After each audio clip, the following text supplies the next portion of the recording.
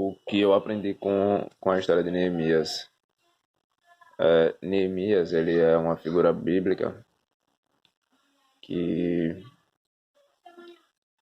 ele é filho, se entenda, nascido de Jerusalém e que viveu na fase adulta no Império Persa. Ele foi copeiro do rei persa, e ele tinha, como podemos dizer, uma função de alto patamar nesse império, no persa, que era o copeiro do rei. Mas como assim, copeiro do rei tem um alto patamar dentro de um império?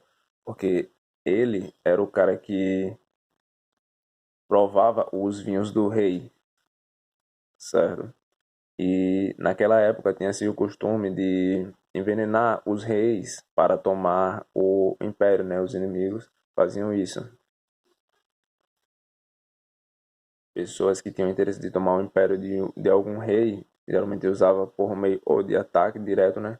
Ou muitas vezes por envenenamento, que também é um ataque. E ele tinha essa missão de provar os vinhos, né? Então tinha que ser uma pessoa de alta confiança para fazer isso, né? Você sabia que você corria o risco de ser envenenado, você tem que botar uma pessoa de alta confiança, porque essa pessoa poderia também te enganar, ser corrompida e te enganar. Então tem que ser uma pessoa altamente confiável. E esse cara, Neemias, ele soube que a cidade dele, Jerusalém, estava destruída, estava com os muros destruídos. Naquela época, como tinha esses ataques muitos de nações umas contra as outras, e o forte de uma cidade era os seus muros, né? Que era o que ajudava na proteção. E os muros de Jerusalém eles estavam destruídos.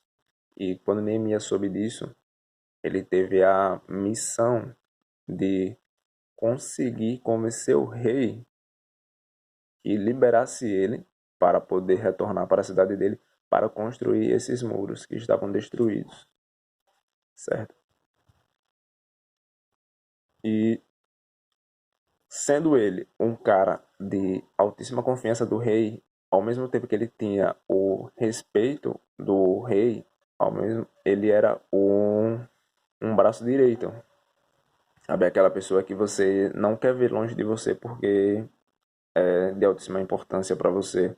Você não quer que ela se afaste, porque ela é muito útil para você. Era Neemias para o rei.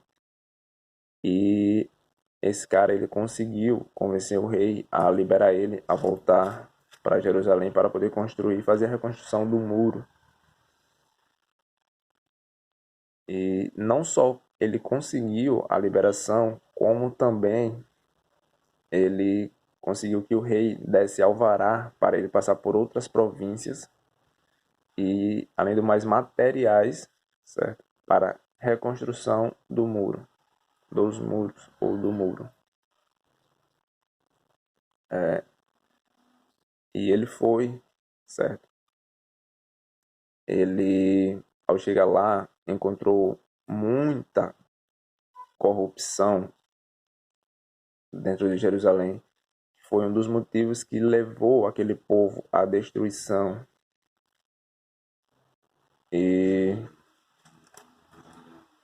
ele conseguiu fazer levantar os muros em 52 dias. Os muros estavam, de acordo com algumas pesquisas, estavam derrubados há mais de 10 anos.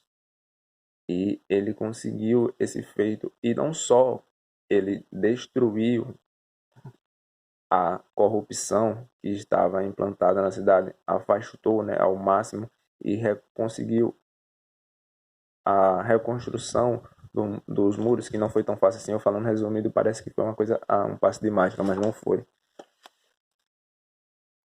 Ele conseguiu a reconstrução e a restauração daquele povo.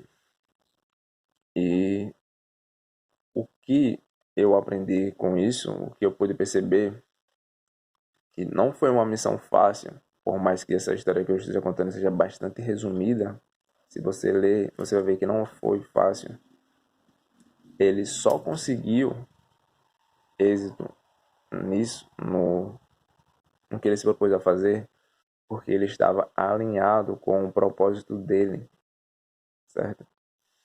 Ele se sentiu chamado para isso, se sentiu tocado para isso. E ele orou, jejuou e conseguiu concluir o que estava destinado a ele, que era a reconstrução destes muros.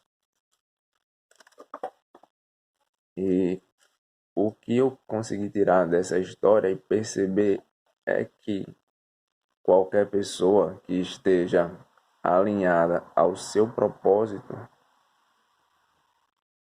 ela, por mais que ela tenha dificuldades, ela vai conseguir ter êxito em tudo que ela faz, praticamente tudo. Porque se você está alinhado com o seu propósito, você também está alinhado com Deus, certo? É como se o seu propósito fosse a missão dele para você. Então tem um vídeo meu que eu postei recentemente, onde eu falo que se você não está fazendo o que você veio para fazer, você está com um problema sério, porque você, é aquela história, você não está vivendo, você está apenas sobrevivendo. Quando você entra em contato com o propósito, você faz aquilo que realmente você sabe que é o que você tem que fazer. Você está fazendo aquilo que no começo geralmente não é fácil, mas que vai se tornando fácil a cada passo que você dá em direção a isso, justamente por conta do que eu falei. Quando você está alinhado com o seu propósito, você se direciona naquilo, você tende a ter êxito na maioria das coisas que você faz. Inclusive até as coisas que aparentemente dão errado, elas, no fundo, elas deram certo. E você, mais na frente você percebe que aquele erro que você, caraca, eu errei, ou tive essa derrota, na verdade foi um ganho que você teve. E esse foi uma das coisas que eu aprendi, que eu estou carregando para mim e quero compartilhar com vocês, né? A moral da história é justamente essa. Se você está alinhado com o seu propósito, se você faz o que você, aquilo que queima dentro de você, dentro do seu peito, não tenha medo. Você vai ter êxito. Não tem para onde correr. Às vezes a gente pensa que não vai ter êxito porque a gente está acostumado, muitas pessoas, a tentar uma coisa e dar errado, tentar outra coisa e dar errado, tentar outra coisa e dar errado. Só vai dar certo quando você acertar naquilo que você tem que fazer. Muitas vezes a gente sabe, mas a gente ignora, né? Sabemos, mas fingimos que não, ou ignoramos, ou achamos que não somos capazes disso. Mas a verdade é que somos. Só basta você apenas fazer. Apenas faça.